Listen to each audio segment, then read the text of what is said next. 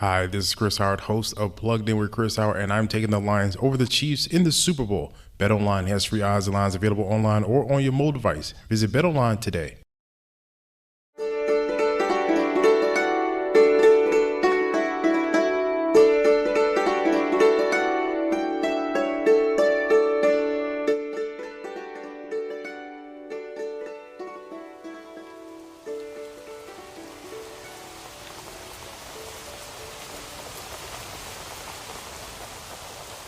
How relaxing.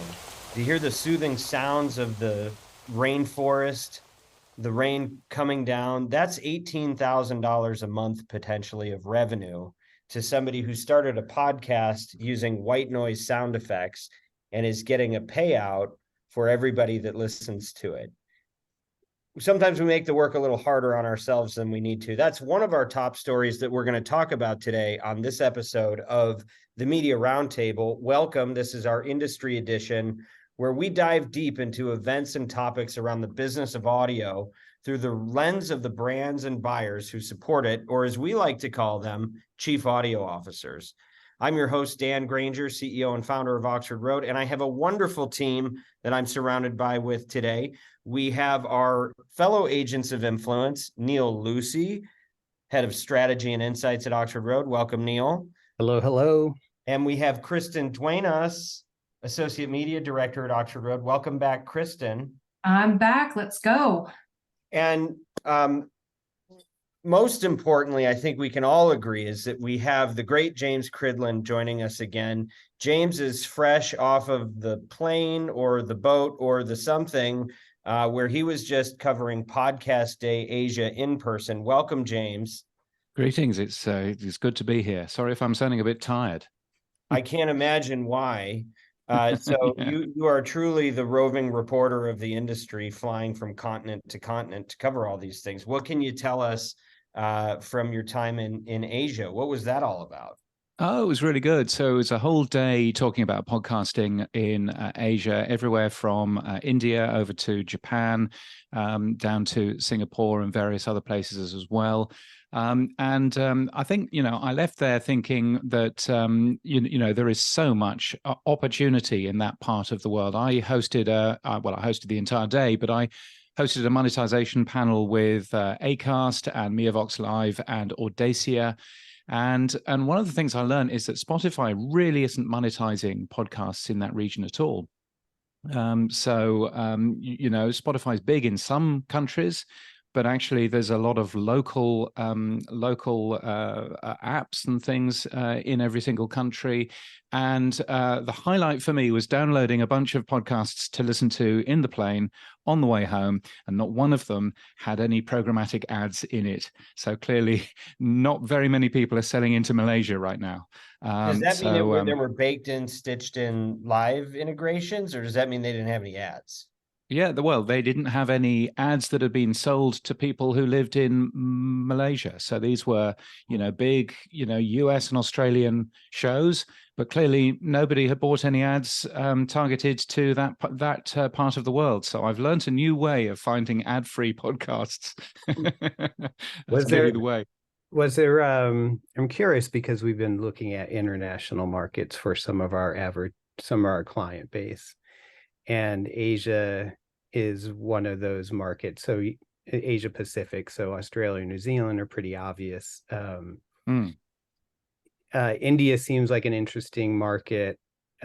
Curiously, Japan, like across the board for audio, pretty much anything seems below average. Yes. Are there any insights in terms of maybe markets in Asia that we wouldn't necessarily think of straight away for podcasts that we might want to consider?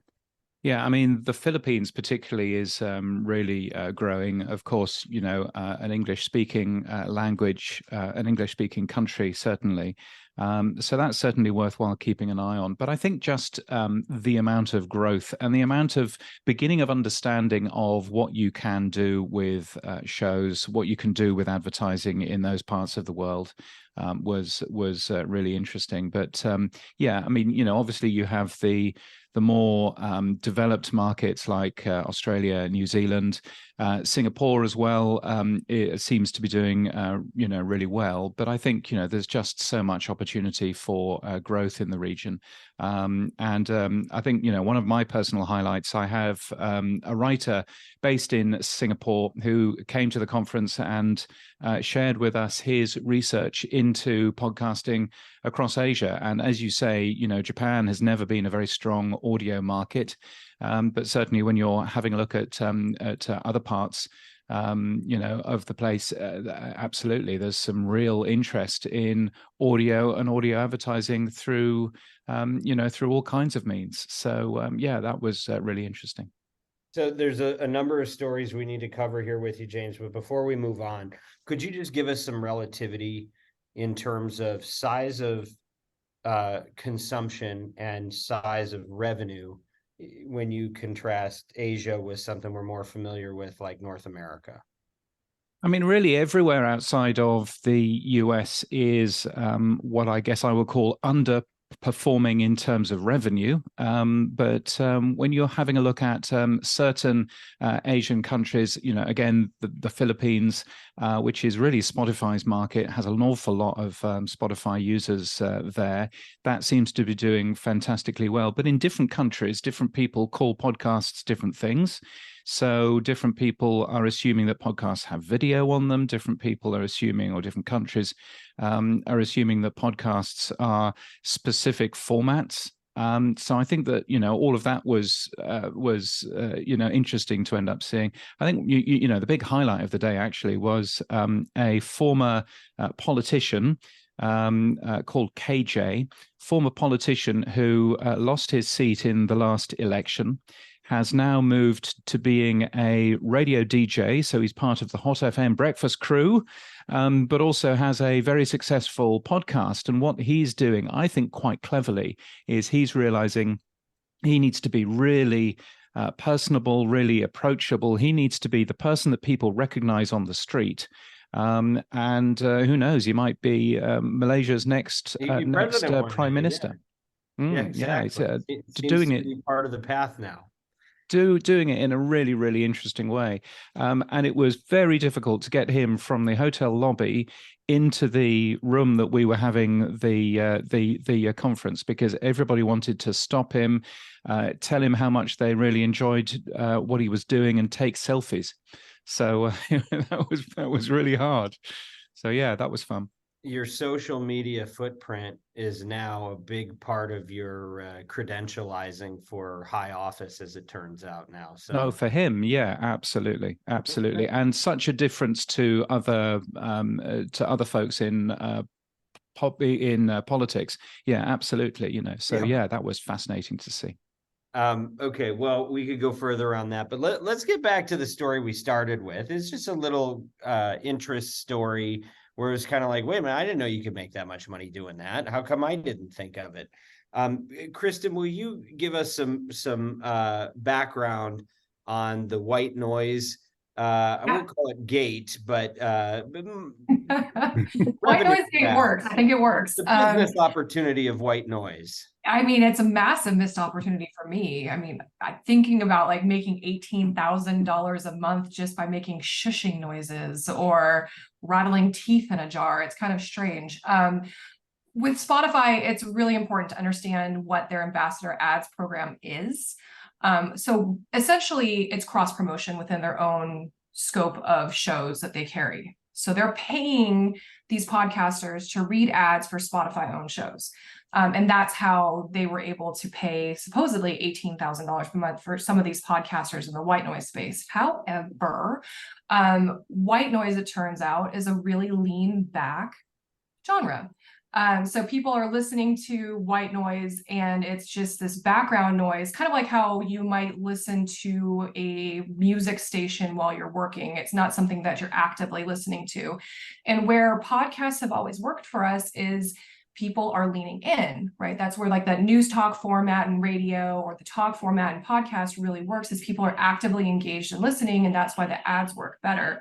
So what they were seeing here is they're spending $38 million a month, or I'm sorry, annually, on these ads, and they're not converting into people going to these other podcasts. So it's a waste of money because people are genuinely not paying attention. So I hope everybody enjoyed the gravy train, but it's leaving the station. So wait a second. Like I thought, so this is actually Spotify paying these podcasters to promote their other podcasts. So correct. So it's part of their marketing. Yeah, while I'm listening to Rain trying to go to sleep, and I'm interrupted with an ad for Joe Rogan in my Rain podcast. That's what we're talking about. That's what we're talking about. Yeah. I played this one particular podcast that we just played the sample of on iTunes. And what I heard was a message, a promotional message telling people about how they can make money by easily starting their own podcast with Spotify. You realize what this is? Yeah. It's an LLM. So maybe because of this story, everybody wanted to figure out how to get on the gravy train, and maybe they are using that strategically to say, oh, are you trying to show up, trying to figure out how to make this white noise money? And then telling them, well, go ahead and start on the platform, which not a bad idea. I don't know, James, what's your take on all this?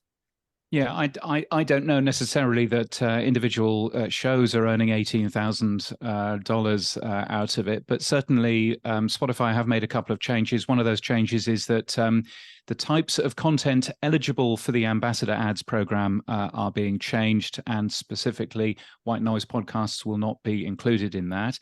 And they've also changed the number of listeners that you need in order to actually start monetizing with that. And they've made it significantly harder. It used to be 100 unique Spotify listeners within the past 60 days. They've now made that 1,000. So they've made it 10 times harder. Well, actually even more so. But I find it interesting that Acast, never knowingly missing an opportunity, ended up releasing some data a couple of weeks ago talking about the amount of podcast listeners who fall asleep listening to shows. 48% of podcast listeners have used a podcast to help them fall asleep. 3/4 have used a podcast for relaxation. And surprise, surprise, they do tell us that more than half of podcast listeners remembered an ad the next day. And more than 1/3 made a purchase after hearing an ad while falling asleep. So even if you are consuming podcasts in a dark, relaxing setting, people do still remember, the Geico insurance ad, and the very next morning rush to renew their motorbike insurance or whatever it is that they actually have. So I thought, interesting seeing that, but clearly an awful lot of people do use shows to fall asleep, and there is a real opportunity there. Well, as a buyer, when you just said that, the first thing I thought was, oh man, I hope we're not running ads when people are sleeping, because that would that's a brand new type of ad fraud I had not considered. On the other hand, the fact that we get to get into people's subconscious mind now and reprogram while they're sleeping, that might be the best ad inventory in the universe. I think we need to do some A/B testing on this. It's podcast inception. Yeah. We're both, podcast is both a lean in medium and a lean really, really, really back medium. Yeah. It's very nice. Acast also, by the way, say that 1/3 of people who listen to podcasts to fall asleep take more than 30 minutes. So actually, if you're looking for opportunities to hear, if you're looking for a large amount of opportunity to actually get that message over, it seems like the perfect place to be advertising. All right, so tell me if you've ever heard of any of these companies. Indeed, Shopify, NetSuite, Headspace, Quip, Theragun, Postmates. I'm not only the host of the Media Roundtable, but also CEO of a company called Oxford Road, and we are the world's leading independently owned and operated audio ad agency. And what that means is that we help great companies, many that you have probably heard of on some of the other podcasts that you listen to. we help them test and scale campaigns in audio channels, with podcast being one of those leading channels. Some of the work that we do includes media planning and buying, as well as analytics, attribution, and insights. And we also have a very special way that we deal with creative and copy generation. We have our own proprietary process called Audiolytics that allows us to score ads for their persuasiveness. If you're looking to be involved in audio and you want a partner that can help work with you to make sure that you achieve unprecedented ROI and massive scale, you should get in touch with us at Oxford Road. And by the way, the only reason that we're able to do the work of the Media Roundtable is because we have a great team at Oxford Road that supports us and makes it possible.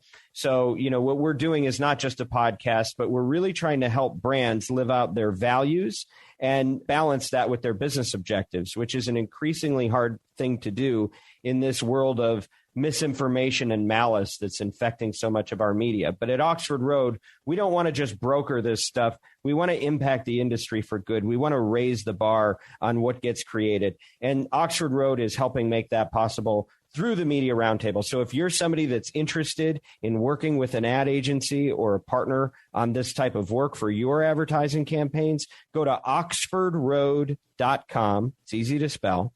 And get in touch with us, or at least just sign up for our free newsletter, The Influencer. That's Oxford Road.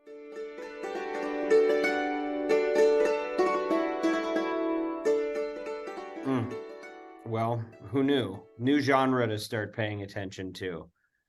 We'll have to start exploring that as a case study for performance marketing.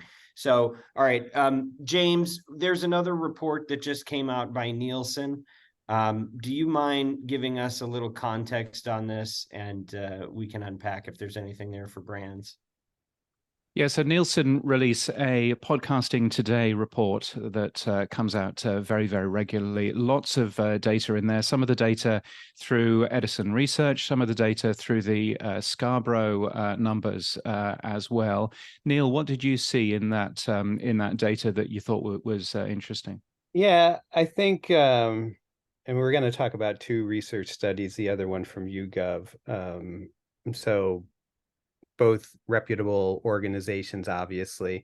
The Nielsen report I thought was interesting, mainly because it dove a little bit deeper into audience segments. So listenership between like 18 to 24, 25 to 34, different age segments, and showed that listenership is increasing pretty much for all age segments.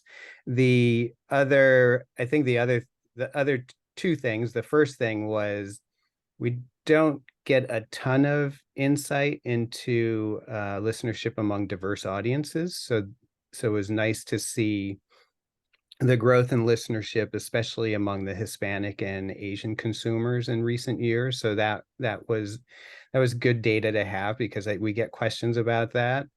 So I think that was additive from the study. And then the last, and part of it is like, do we need another piece of research to say that podcast advertising is effective? But they delved into their database, and we have yet another. So if you're out there wondering, do podcast ads work for upper funnel or lower funnel? Nielsen says yes, and so it's just another piece of data, even though I don't think we really need another piece of data to show that podcast ads work. And for everyone who's listening, I think my biggest thing as far as like the racial breakouts was Hispanic audience having grown 95% over the last 5 years. That's huge growth. And that's definitely an underserved market. So that's something that I would definitely want to look into as a marketer. Well, and I guess 95% is a nice number, but I don't know what concentration looked like in the prior period. So, Fair. If you went from if that particular group were to say represent 8% of the population, I don't know what the actual number is, but we only had 0.2%, and so it jumped to 0.4. It could mean very different things. When when we started in the business 10 years ago, when we opened the agency, it was young men, early adopters, geeks and gamers of a certain age. It was like 18 to 34, maybe 25, 44 men. And that was pretty much it. And then I think we saw, particularly during COVID, like that's where we kind of rung the bell to figure out how many podcasts can you actually stuff into the system and where does it start to break down. But what I noticed is the shows that were being created started to really reflect different groups and demographics. But I don't know if the audience ever really caught up with that. And so I'm really curious to know, okay, yes, we see some of these shifts happening. How close are we to actually mirroring the general population? Because if we look at these numbers in the absence of that, I don't think the full story is there. I mean, your words to Nielsen's ears. And then James, I think you had a thought for Nielsen about time spent listening, or a question? Yeah, I mean, there's lots of data in here. There's lots of data of heavy podcast listeners versus light podcast listeners, all of that information. The one thing that I wish that we would get from this data is just how long are Americans listening to podcasts? And we still don't get those figures. We've got some sort of, very complicated figures of, 42% listen to between 1 and 4 hours during a particular month, and so on and so forth. But I would just like to see a total hours number, because that's the number that's important to advertisers. That's also the number that's important to podcast networks as well. So please, could we have that simple, straightforward number? Thank you. Here. And then there's another report that came out. Neal's particularly excited about it because he loves the name. Oh, it yes, was I love Podheads report that talks about the difference between the podcast listener profile and the radio listener profile. So, Neal, any shocks there, and why are you so excited about Podheads? Oh, I just love the name. It just really paints podcast listeners in such a great light, I think. So these are people that listen to 5 hours or more per week. So they are listening to a lot of podcasts. They're younger, more likely even to be male. Maybe that's why they called them podheads. I don't know.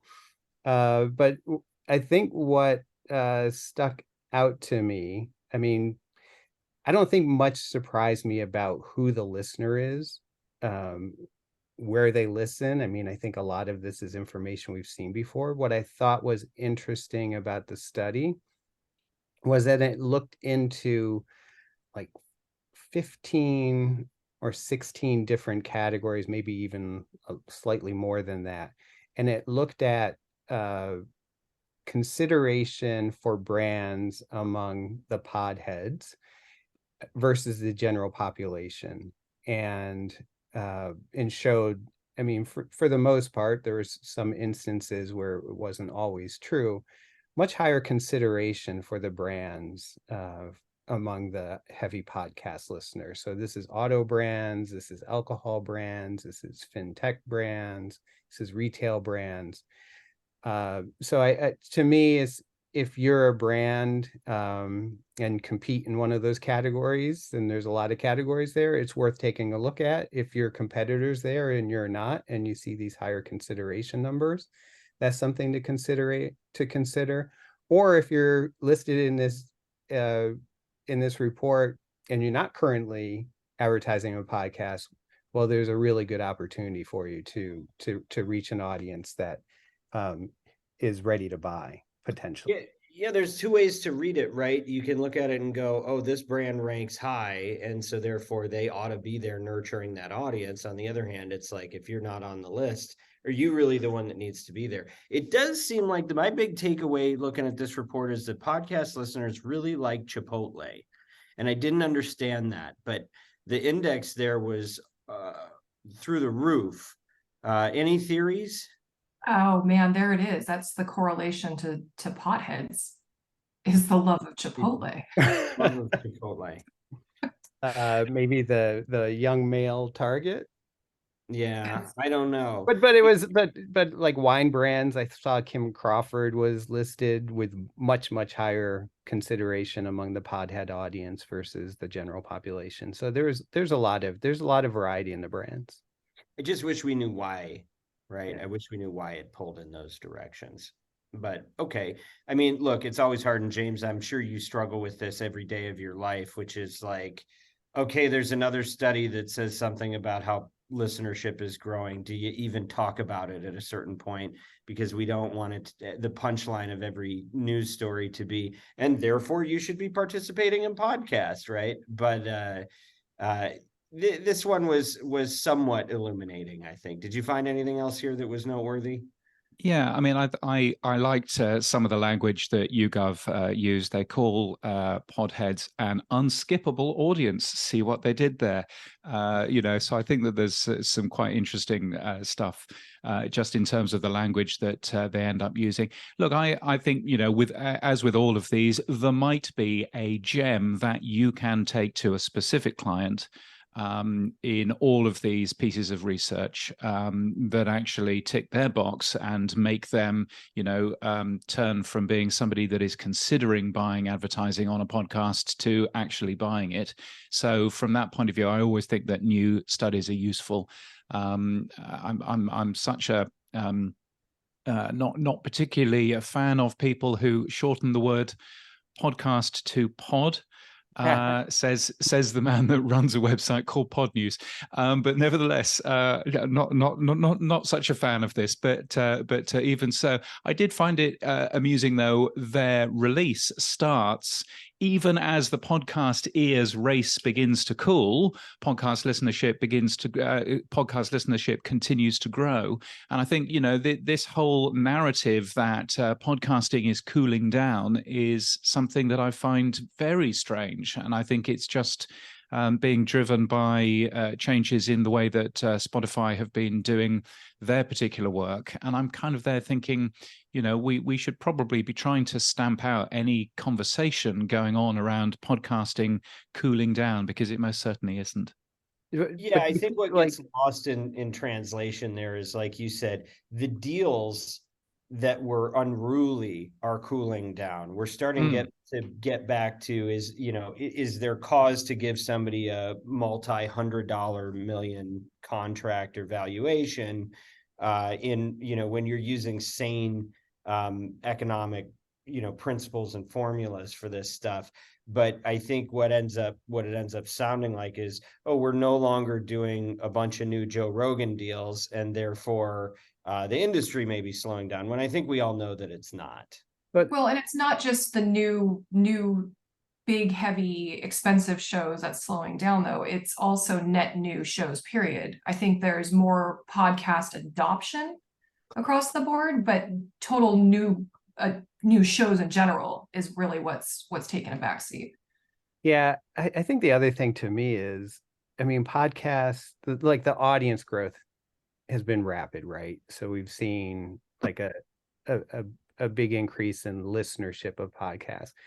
Of course, after you get to a certain point, you're not going to grow as, you're not going to see 20% growth in listenership or 10%. It's going to be 5%, 4%, single digits. It's just a matter of, like any medium, as it gets more penetration, it's not going to grow as quickly. But I think the other thing is, but the time spent listening is obviously still growing. So to say that it's cooling down, I think it's a misrepresentation of the marketplace. I'd like to interview the person who's out there saying, we need more podcasts. Please, someone make more podcasts. Yeah. 4 million plus podcasts. 4 million isn't enough. I said 5. I think we're at 5. Need more. Yeah, so you're right. There's a lot getting lost in translation here, and I think we've all aligned on the idea that time spent listening is really tells the tale of the industry, and that's doing just fine, moving in the right direction. There's still a lot of share that podcast is going to continue to take in the U.S. as well as internationally from other channels. So, by the way, speaking of podheads, there's a bit of news that just came out. If you pay attention to the cannabis industry, also a boom industry. And while not federally legal, is something that can be purchased legally for recreational use in many states now. Well, we know this because they call us constantly. We've really kind of stayed out of the THC business, but they've all been trying to get into audio. And a lot of groups have not been willing to accept the business, including Spotify.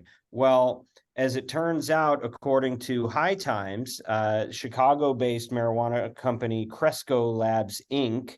Is allegedly going to be the first cannabis company to launch on Spotify. So I think that says something about the industry and the growth of that industry. Neal, what's your take on this? I think, I mean, just set aside any preconceived notions about marijuana usage and think about what streaming audio offers to advertisers. So a younger audience, music listening, the ability to geo-target, all factors that would make sense for a cannabis company, right? So I think I assume some people, use cannabis when listening to music, enjoy music. So there's that contextual alignment. And I think it's a lesson for other advertisers that there are like the audience that you're going after, the ability to geo-target them, that can be done efficiently in streaming audio. So I think that's my hot take on it. And I think the other part of it is the federal government is relaxing kind of standards around, who can accept cannabis advertising. So I think that's happening too. Yeah, I mean, I don't cover cannabis at all in any of the work that I do, primarily because I would like people to actually get my emails and for those emails not to be blocked. So that's a thing. But I think there are parallels. I've coming back from Kuala Lumpur, which is a Muslim country, walking through the shopping mall, lots of advertising for alcohol, and lots of small print on the bottom of the alcohol advertising saying 18 plus non-Muslim only, on the bottom of there. And I think, again, there are real opportunities for being able to target your advertising, make sure that your advertising is not wasted, and certainly making sure that your advertising isn't being heard by people who, for whatever reason, don't want that particular thing that you're actually selling them. So I think, the fact that you can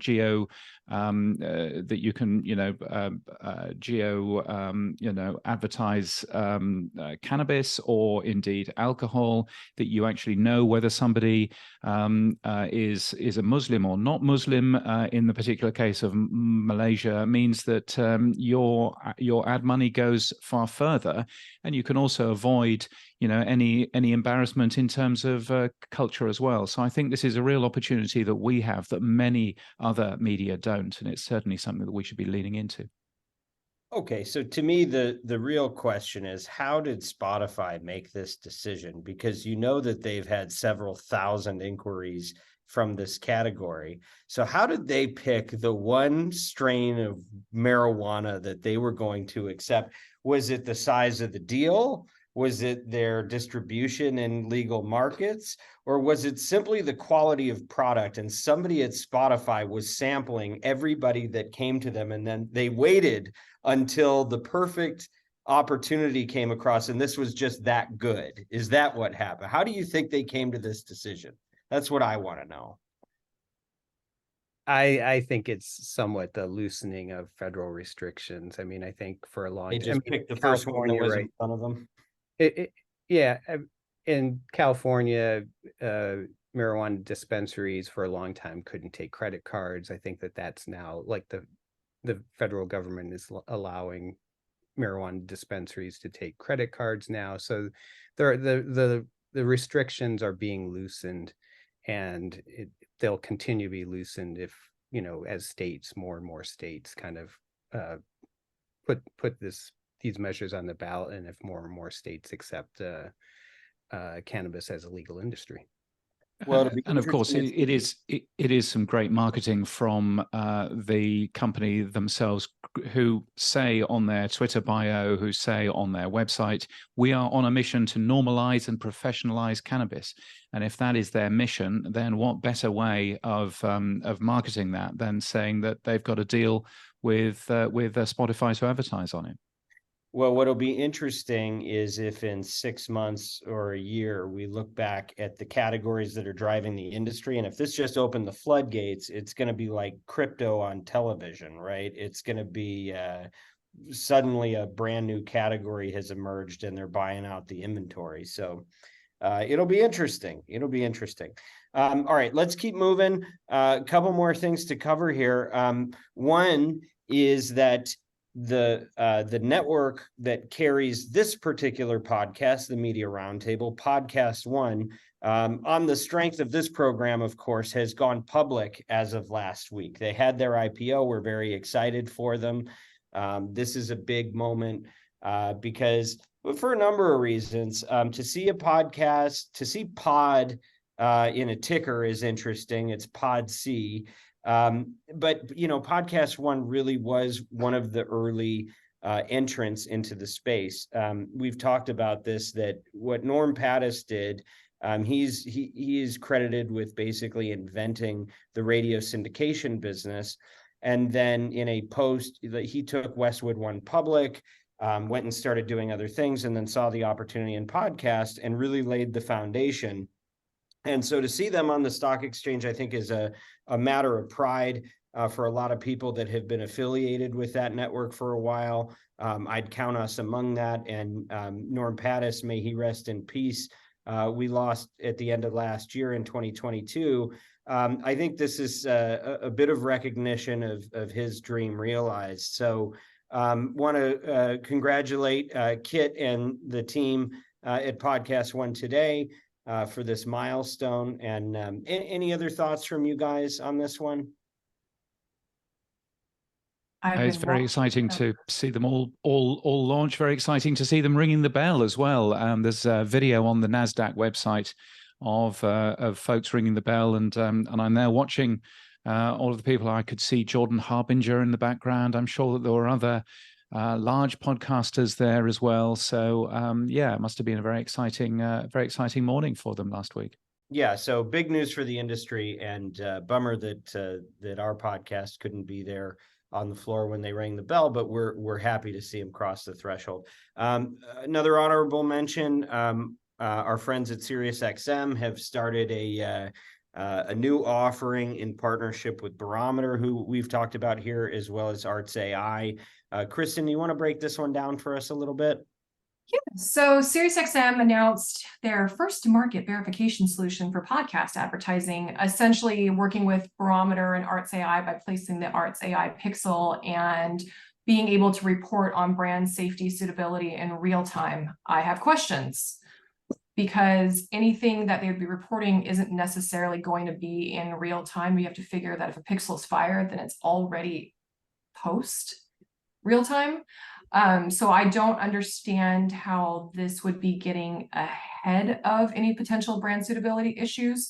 Whereas we would use Barometer in advance by vetting different podcasts to make sure that it hits all of our brand suitability markers for our clients, just so that we know, hey, here's where things shake out on an average overall, and we're not trying to catch up after the fact. So I would love to know, and I'm going to have conversations with our friends at SiriusXM on how this is expected to work, what that actually looks like, and is it really an innovation?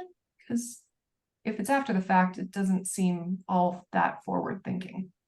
Well, and I think we're all excited to see brand safety content ratings fed in with other types of data that we measure. But to your point, one of the things in the brand safety industry that the larger companies and agencies, I think, are desirous of is that ability to say, okay, after the show is recorded, we will or will not allow ads to be dynamically inserted before posted. In that small window between when they stop recording and they go to post, Can you create at least rules or an approval process so that brands can see the contents and make decisions on an episode by episode basis? And what I hear you saying, Kristen, is that we don't know yet if or when that will be a factor. And so therefore, if the show's already posted, the ad's already in it, how much value does that have versus just evaluating the show on its face beforehand? Correct. Because like, even if it's dynamically inserted, you have to figure thousands of impressions can be served before it gets flagged by anybody, and then you pull the ad. So it stands to reason that if there is that window of error, then there potentially could still be issues. I mean, I want to believe that this is not that. I want to believe that there is a way to get ahead of it more quickly, but I think that's going to be, a larger conversation. And maybe we'll have to follow up and see what that actually looks like. Yeah, we'll definitely keep watching it. Go ahead. I guess from reading the release, they're talking about being able to, while your ad campaign is in motion, being able to pull individual shows, and if they've ended up saying something naughty. So I suppose it's real time in terms of you're not waiting until a campaign has finished for the post campaign analysis to go, oh, what were we doing advertising in there? So I suppose from that point of view, it's slightly more real time, but it's not, as you say, actually real time. It's not necessarily going to instantly pull you from new shows that you shouldn't have been in the first place. Well, so to spell out what you're saying, James, in practical terms, if I'm an advertiser and I want to figure out how to protect my brand from certain types of content, what this is a step towards being able to potentially pull back an ad that's been inserted into content that didn't pass your standards before it reaches its total audience impression load. However, you still won't know that until you've had some penetration. So it may be a step in the right direction for what a lot of brands are looking for, but we're not all the way there yet. And I think we can all agree it is early days in podcasts still. It is earlier days in brand safety and suitability for podcasts. So we are not at the end. We are not at the beginning of the end. We are probably coming into the end of the beginning. And with that, we are at the end of this particular episode. So I want to thank you guys for another vigorous episode of the Media Roundtable. This podcast is brought to you by Oxford Road, where we want you not just to succeed in audio, we want you to use your influence for good. And as members of the marketing community, we have the power to advance voices that don't just entertain, but also edify, and to build bridges across differences and preserve fair-minded discussion around the most important topics of our age. It's one of the things that we love about this medium. If you're a marketer looking to align your brand values with extraordinary business outcomes, please reach out to our agency, Oxford Road, by going to oxfordroad.com. Make sure you subscribe to our weekly newsletter, The Influencer. It is free, and it is everything that a chief audio officer needs as part of a balanced diet. If you want to give us feedback, something we haven't asked you for a lot, feedback is the breakfast of champions. We want to know what you have to say. How can we serve you better with this program? Send us an email, info@mediaroundtable.com. We will all see and discuss what you have to say, whether we agree with it or not. Special thanks to Bianca, Kyle, Haley, the team at Podcast One, and James Cridland. Do not forget to subscribe to Podnews Daily or to the Podcast Business Journal. And as always, influence responsibly.